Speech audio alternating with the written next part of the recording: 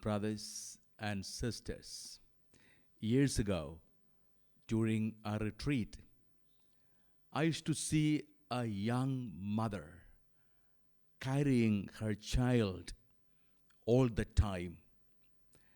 The child had cerebral palsy and therefore not very conscious at all.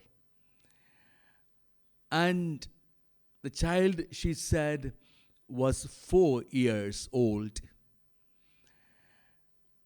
And chubby, the child looked.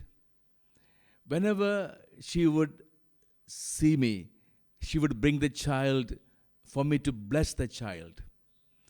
I would happily bless the child.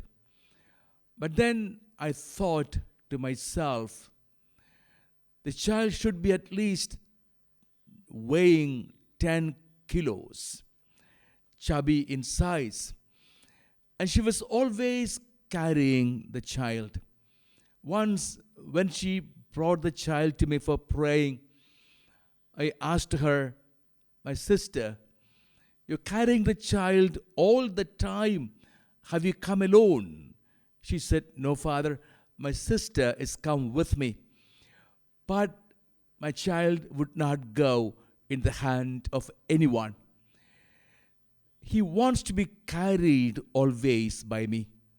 And the child would be holding on to me all the time. And I asked her, isn't the child heavy? Don't you find carrying him all the time burdensome? She smiled and said, "No, Father, my child is not heavy. It is my child." And later she told me that her husband died in a road accident when the child was very young, just 1 year old. And this was the only child she has. She said, "Whenever I see my child, carry my child, I would remember my husband, such a loving man he was. I lost him, but God has given me my child through my husband as a heavenly gift." I used to think of this mother and what she said often, "My child is not heavy, it is my child." When is it life becomes heavy for us? When is it our responsibilities weigh down on us?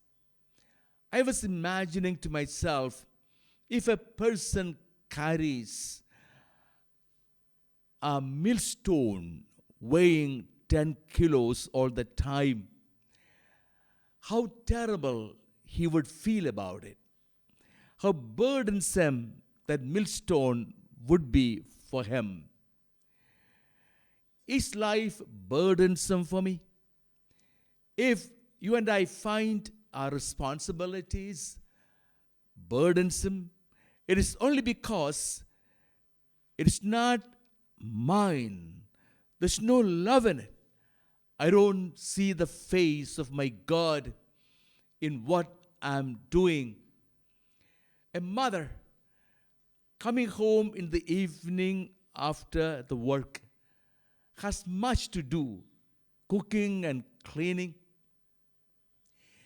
If all the time she thinks of the hard work after a tiring day, if she sees it heavy, burdensome, it is only because there's no love in her heart.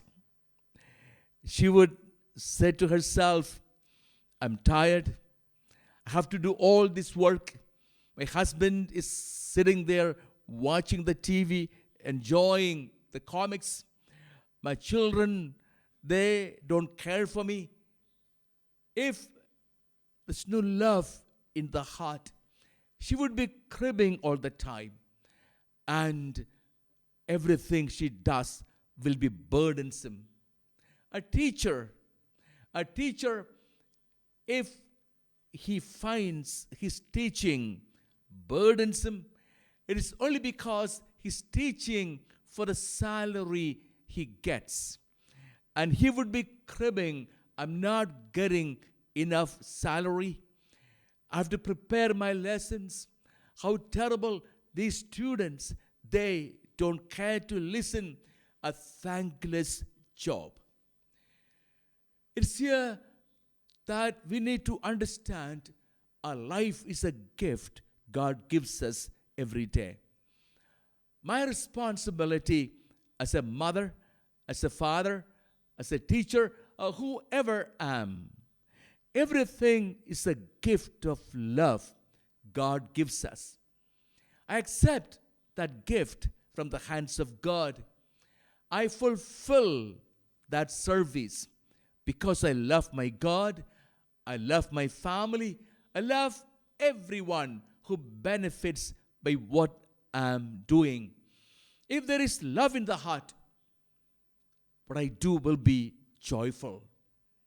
But Mary was given a mission to become the mother of the Savior.